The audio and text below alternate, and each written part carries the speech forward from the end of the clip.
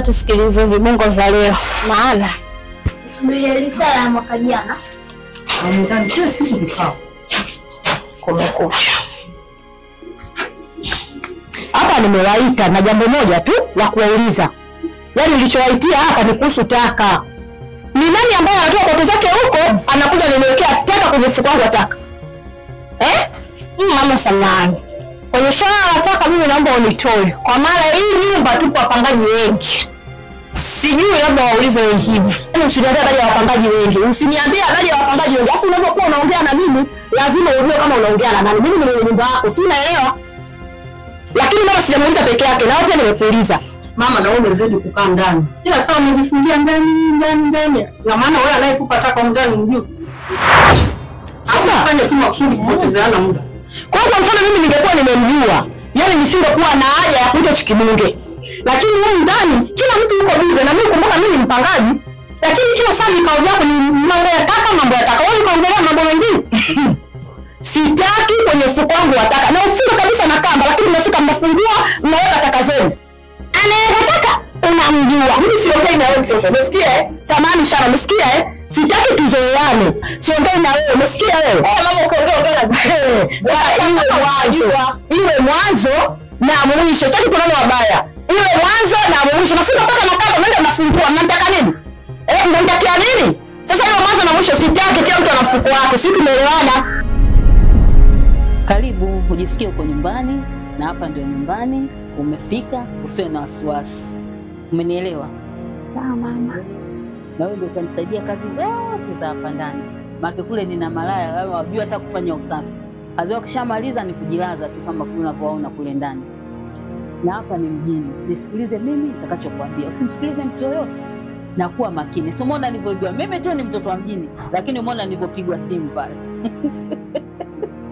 Kwa hiyo na wewe kuwa makini. Nafikiri mshahara tulishaelewana. Nitakupa 200,000 kwa mwezi. Hiyo naona limeisha. Lingine sasa jamani, lingine. Kumekucha. Lingine. Humu ndani mimi amsikia harufu ya moshi kila siku mibangi, amsikii. Moshi umezidi. Sio asubuhi, sio mchana mama, sio usiku. Watu wanatuvutia mabangi humu ndani mpaka basi. Bora mwenye nyumba umeigusia. Ningeona mimi ningepewa notice. Mama, samahani hayo tumeyafuga wewe mwenyewe humu ndani. Kwa sababu haiwezekani watu wamewapangisha wewe tena wakukelea mwenye nyumba. Inafuaje? Sasa sikia na hao mengine usituhusishe mama, samahani. Yaani mibangi asubuhi, mibangi mchana, mibangi usiku, watu wanavuta mibangi humu ndani, utafikiri sijui ni dangulo sijui ni kitu gani. Alafu mimi nimekaa kimya kama vile yani hamuoni. Kwa nini sasa?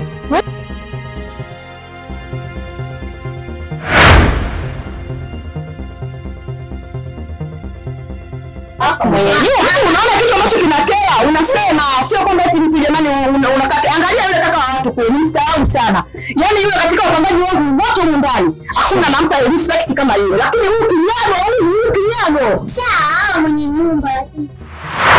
Huyo mimi najua kitu cha kumfanya. Najua. Usiambie ukweli wewe nani? Wewe unataka nini? Mama Mjenga nimeshakuelewa. Lakini Abduli, haya anayoyasema mama mwenye nyumba wako yana ukweli? Kwanza ndio mdogo ndio mimi sijajua nimepata wasikiliza mimi. Mama mwenye nyumba wako amekuja kulalamikia kwamba wewe umempiga kichwa. Yaani hapo kwenye katika banda kichwa mimi nakubali nimekupiga. Lakini ujue mama ujue anadharau swali wale mashakora hapo dakika za mwisho mama unamuona ananipata ananibeba sana Usiniambie nakupata wewe, usiniambie mimi nakupata. Mama Mjenga hapo. Ongea naye huyu. Asiniambie mimi nakupata. Wewe umekuwa mpaka mimi. Mama Mjenga, mazungumzo hapa ni mazungumzo ya amani, tuongea taratibu. Asinge kauli zake, usiniambie mimi nakupata. Bwana Abduli, unachokifanya ni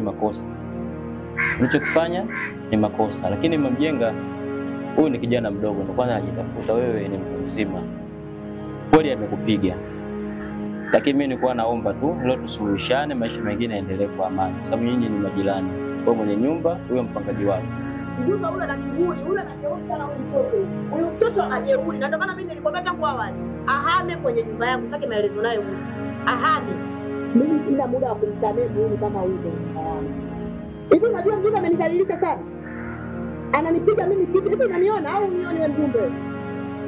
Ameniumiza mimi, amenipiga kichwa na kuzimia juu pale mbele za watu, anataka kuniua. Angekuwa mamake mzazi angefanyia hivi. Au angekuwa anajua thamani yangu mimi kwenye ile nyumba anayoishi, angeweza kunipiga hivi. Nasema hivi, huyu ahame.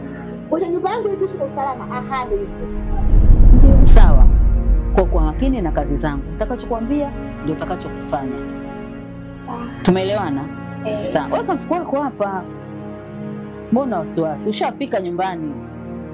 Sawa? Sawa. Ndio hivyo. Au malao sio kufanya kazi ya mtu yoyote. Wale kazi zao wanafanya, watafua wenyewe, watapika wenyewe. Ni kazi zangu mimi tu ambazo nitakuhusu wewe ufanye. Acha uoga, changamka.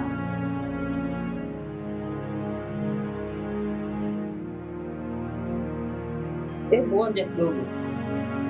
Amna mama, mimi situmii. Haina shida. Basi sawa. Ngoja nikakuonyeshe chumba chako cha kulala. Sawa. Mjenga, huwezi kumhamisha mtu hivyo haraka haraka.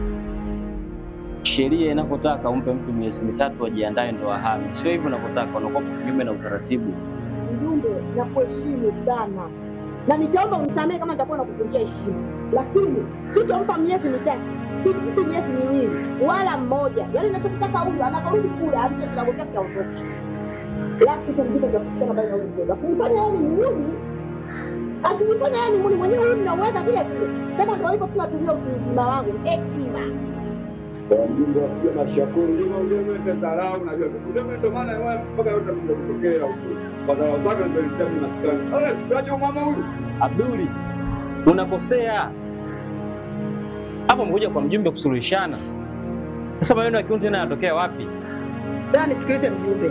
Yaani unaona jinsi alichokionyesha hapa? Umeona? Sasa mimi naona kama kuna kitu kinanizunguka hapa. Sasa nataka kusema kitu kimoja. Hapa ulipofikia mimi siwezi kujua kama wewe leo una dili gani. Huenda labda pengine kuna chochote kinaendelea hapo, sikijui. Sasa kesi yangu umeishindwa. Mimi naondoka naenda polisi. Kwa mjumbe, hapo nyewe bado kwa wasiwali wa mashauri. Umama jeuri ndio maana nimemtoa. Unaelewa? Jeuri hapo watu ni jeuri kama sisi ndio tunajua. Abduli, sasa nikwambie.